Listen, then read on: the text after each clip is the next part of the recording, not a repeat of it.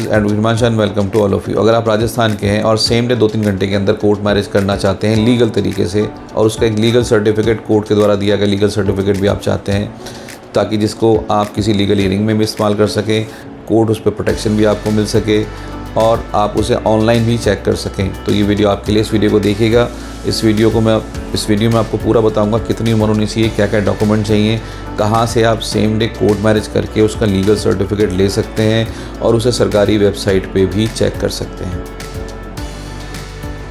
तो सबसे पहले बात करते हैं एज की। एज कितनी होनी चाहिए? एज लड़की की 18 कंप्लीट होनी चाहिए, लड़के की 21 कंप्लीट होनी चाहिए। एज का ध्यान रखें कि एज इतनी ही होनी चाहिए, इससे ऊपर हो, इससे कम नहीं होनी चाहिए, क्योंकि ये मिनिमम एज लिमिट है जो कि एक लड़का और लड़की की एज होनी चाहिए। अब दूसरी बात करते हैं कि डॉक्यूमेंट्स क्या क्या चाहिए। डॉक्यूमेंट्स में नॉर्मल डॉक्यूमेंटेशन होती है, जैसे कि आपके Aadhaar card, driving licence, PAN card, passport, जन्म प्रमाण पत्र, मार्कशीट, टीसी, जो ट्रांसफ़र सर्टिफिकेट, लिविंग सर्टिफिकेट जिसमें आपकी उम्र बताई गई हो, जिसमें आपका आईडी हो, तो ये नॉर्मल डॉक्यूमेंट हैं। और इन्हीं डॉक्यूमेंट्स के अंदर से कोई भी 2 डॉक्यूमेंट, जिसमें से एक आईडी प्रूफ में और दूसरा एज प्रूफ के अंदर लिया जाता है। अब बात ये करते हैं कि ये कहाँ से आप परफॉर्म कर सकते हैं और कैसे ये हो सकता है, और ऐसा क्यों होता है कि हर कहीं जगह पर ऐसा नहीं हो सकता है, क्योंकि कई जगह ऐसा भी होता है कि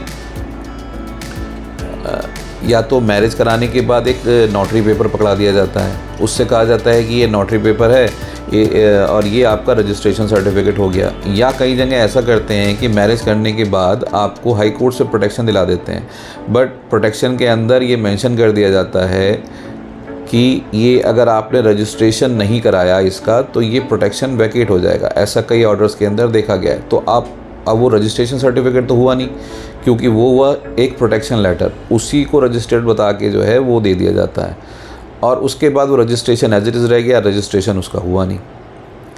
तो उस चीज़ के अंदर कन्फ्यूजन आ जाती है, वो वैलिड नहीं होता, क्योंकि कई जगह फिर आप आर्य समाज लेके जाओगे, वो बोलेंगे जी आपने सिर्फ आर्य समाज करी, इसका रजिस्ट्रेशन नहीं कराया। किसी सरकारी इंस्टीट्यूशन में दिखाओगे तो वो नहीं चलेगा। तो आपको मैरिज के साथ एक रजिस्टर्ड सर्टिफिकेट लेना ज़रूरी है। सबसे पहले अपनी मैरिज का रजिस्ट्रेशन कराएं, उसके बाद प्रोटेक्शन लेने के लिए जाएँ।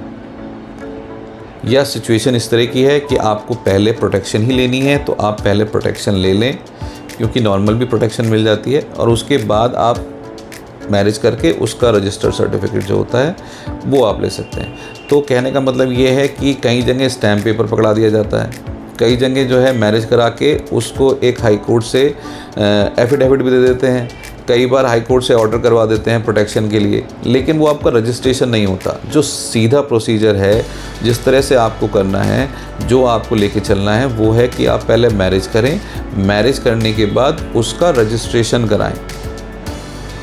जब दोनों सर्टिफिकेट आपके पास हैं, तब वो मैरिज और उसका रजिस्ट्रेशन, तब वो प्रॉपर मैरिज और उसका रजिस्ट्रेशन होता है। इसके लिए दोनों एक ही धर्म के होने चाहिए।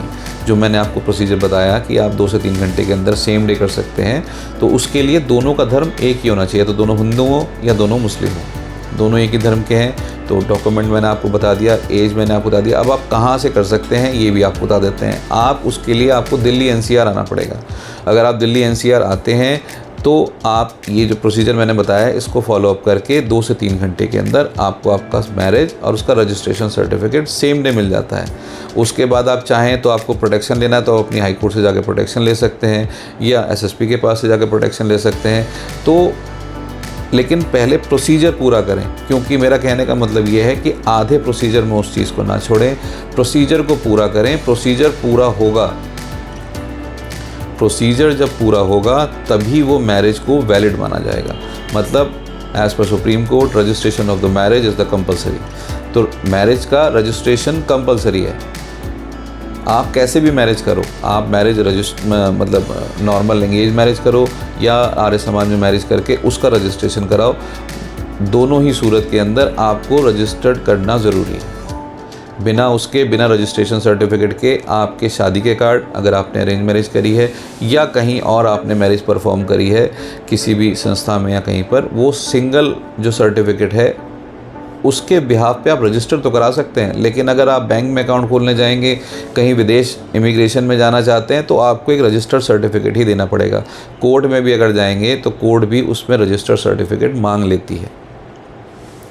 तो इसलिए अपनी मैरिज को रजिस्टर ज़रूर कराएं। और 2 से 3 घंटे के अंदर जो मैंने आपको बताया, आप दिल्ली एनसीआर आके सेम डे 2 से 3 घंटे में उस मैरिज को करा के उसका रजिस्टर सर्टिफिकेट ले सकते हैं। तो उम्मीद है वीडियो पसंद आई होगी। आपको अगर ज़्यादा जानकारी और लेनी है या फिर आपको दिल्ली और दिल्ली एनसीआर से सेम डे 2 से 3 घंटे में आप कोर्ट मैरिज करना चाहते हैं तो नंबर हमारा ऊपर दिया गया, आप हमारे दिए गए नंबर पे हमें कॉल करके आप हमसे सलाह ले सकते हैं। Thank you so much watching this video. मिलते हैं अगली वीडियो में। Bye bye, take care.